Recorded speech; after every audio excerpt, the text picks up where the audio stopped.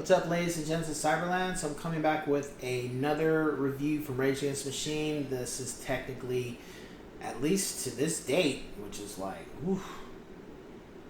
like 20 years, maybe longer. This is the last Rage Against the Machine album. Battle of Los Angeles, or the Battle of Los Angeles. So now I can kind of come full circle with this. When I heard, what really got me into Rage Against the Machine was it was elements of two things. Number one, Killing in the Name, but I didn't really hear that as much as at the time. But it was Guerrilla Radio. Guerrilla Radio was something different for me. It was something I hadn't heard before at that time in my life, transitioning from high school to college. And no, I take that back. I had listened to that song a lot, but I was never really immersed in wanting to buy Rage Against the Machine album. And it wasn't until I got out of high school where I really started paying really more closer attention to what the band was encompassing and what they were talking about. And then that's when I got the 3 albums. And I think now I look back too, I think I bought all 3 albums from Tower Records. I think I did. For the old people, y'all know what Tower Records is. For the new people, Tower Records was a record store where you go and buy CDs, music, video games, some video games, not very many, and of course movies. And they went out of business due to pirating really kind of killed that company, along with overpricing albums too. And I'll get to that when I get to Weezer. I'll talk about that one. So, I got the album. And of course, by this time, Rage was pretty much done as a band, because Zach said that the reasoning was because of what happened with the whole music awards, with Tim acting the way he did. But I don't think that was just it. I think there was just so many other things with the band. It wasn't just like one thing. It was just the mindset. One person wants to do this, one person wants... It just could not be collaborative as much as it could be. Maybe too, when I look at it now, maybe there was pressure with what they were doing at the time. Maybe they were getting a lot of death threats, because Rage was very prolific when this album came out. Like, more people were really starting to listen to what they had to say, as opposed to the first and second album. Because as bands continue to rise and build up, they get more fans and they become more in the spotlight to an extent. And I think maybe there was pressure there. Maybe it was the fact that Zach maybe felt a certain way about the prestige they were getting, including the other members.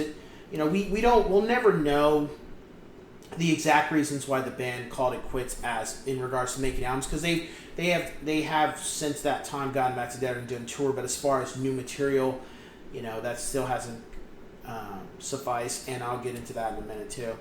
So with the album, I didn't feel it was a return to the first 2 albums. It was again more different elements, which is really, really refreshing when you hear Rage Against the Machine album, because it's not the same thing. It's never the same thing. People think it is, but what they're talking about is it can change. We can be talking about brutality of the police, or tyranny, or fascism, or assassination, or the mindset of just the relationships of people regardless of their backgrounds. There's so many elements you can do, I feel, with Rage. The only thing I felt they haven't really done is make maybe like a love song to a woman. I think that's the only thing the band has never done, is write a ballad to like your significant other or something. And I'm not saying they couldn't do that. I'm just saying that's never been in any of the songs that I haven't caught upon or interpreted. The other thing Zach talked about his father in this album, as well as the sweatshops that go on around the world, that still go on around the world, as well as the presidential campaign of that time period between Bush and Al Gore, as well as the mindset of changing things during the climate that's been going around that time. So, looking back on it, I felt it was again, it's hard to place where I would put these albums. Rage is just not that band. I just have, Green Day I can do it. Korn, Deftones, but Linkin Park, but Rage I just can't rank these albums to where I like one more than the other. I would say I like this on par with Evil Empire. But I think it's better than Evil Empire. But I like it on par with Evil Empire. But then it's like some moments I like listening to Battle of Los Angeles more than I like listening to the self-titled album or Evil Empire. You see, it's kind of that mindset because they're all so good. The way the music's done and everything. It's just it's refreshing when I hear it. So my rating, I would give it 5 out of 5 yes sirs. But it's just. And the reason why I give it 5 out of 5 is because it felt more like a cohesive rock album as opposed to just hip hop.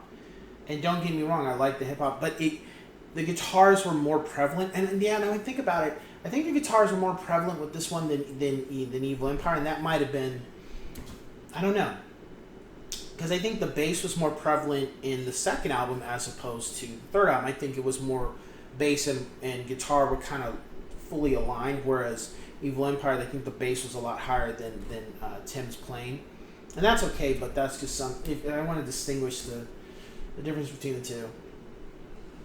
I also felt the music, the musicianship, the music I grooved with more for Battle of Los Angeles than Evil Empire. So I think that's why I would place it a little higher in regards to rating. But as far as I'm going to say, okay, which 3 albums, which one do you put on top and one second, third? It's like I can't do that. Like if anybody asks me that, I can't do it. I can say my favorite songs and stuff, but as far as saying which album I would listen to, like if I was on an island or something, I can't. You would have to pick for me. I can't pick which album that I would have to have on me if I was on an island, and that's it. It's one of those things I can't. Like Green Day, I can pick Insomniac like that, but Deftones, Round the Fur, Linkin Park, Meteor. But with Rage Against the Machine, I can't do it. I can't say one album I can listen to more than the other. I can listen to them all the same way. They're all on the same wavelengths with me. So now moving on to my 5 tracks. So Mic Check, Guerilla Radio, Calm Like a Bomb, New Millennium Homes, and War Within a Breath. And on a side note, and this is kind of touchy, I would also say No Shelter as a track too, even though technically No Shelter is included with some bonus, like some people got the CD, they get a bonus track. However, No Shelter was done before this album came out around the same time, so I would also say that's a highlight too. No Shelter is a wonderful track, and that really stands out for almost all the Rage Against the Machine songs to me personally. I feel it does. Now, moving on to the moving forward with the band, why we haven't gotten new music. I'll be quite frank. I don't think we're gonna get any more Rage Against the Machine material. If we do, it might be an EP. And I think if it was an EP, it's just to see the band, to test the waters with how the fans would react. To an extent. I don't think we'll get any more music, not because the band can't come together. I think the biggest problem is that you have these 3 albums, right? 90s. These Rage Against the Machine albums. 3. That's it. And now moving 2020, 2021, 2022, moving forward, it's like, I don't think the band wants another album to be discredited or not treated in the same regard.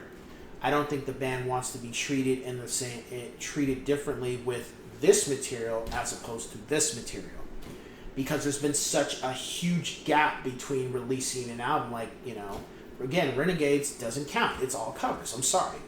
It's not. I don't consider that their 4th album. I consider that's just covers. Covers to me that's not your material. That's your interpretation of how you would play a song, but that's not your material built from scratch, at least to me. So I think they do not want to I guess maybe another album would bring down their legacy, maybe. And then again, that may not be the case. Maybe it's just the fact of Zach is in a different place where he just doesn't wanna. He doesn't feel like doing music to that degree. Maybe he's retired in that regards of being on stage, that having that stage presence. And I think that's really where it is. Or maybe Brad and Tim have a certain way about it. Maybe that's not the type of music. Like, they play the music for the fans, these shows, but as far as continuing to do that music, maybe they don't want to do it. Maybe Tom doesn't want to do it either. And people say, well, why are they performing? So it's like, well, they perform because they enjoy it, but maybe the whole process of making an album, maybe they just can't. Maybe the effort and the fighting and the disagreements, maybe that was too much for them to bear, that they may not be so inclined to want to go back into that rabbit hole to make another album, because maybe that'll damage their friendships. Maybe their friendships after Battle of Los Angeles and the whole MTV situation, the Renegade situation, maybe it took a long time for all of them to become friends again. Because I heard stories where Tim would hang out with Zach, or Brad would hang out with Zach, or Tim and Brad. It was never like a collective all four together at the same time. You would, and then you wouldn't really hear too much about Zach and Tom hanging out, but maybe they did. I don't recall if I found anything. So it could have been all of them together. There would be issues, but separate apart, where it's just two or three on three together, or two together. It would be a different. It would be a different mindset. So I guess maybe because during that time that they just don't want to fracture their friendships by just trying to appease fans and make another album. Because I guarantee you, if they come out with another album, it'll get a lot of attention, and then it'll of course get a lot of critique because they're going to compare it to the first three albums. But it will get a lot of attention. But then, maybe we could get a whole Tribe Called Quest kind of thing, like where the album's recorded in secret, or it's been recorded in secret for years, and now it just drops. We could very well, because the band was supposed to be performing this year, but because of the whole virus thing, that kind of got put on hold. Maybe the album, maybe they had an album or an EP or something up their sleeve, and they just, as soon as they were going to go out to perform, they just put that out to be like, hey, this is for the fans, or this is something we did, and it's not,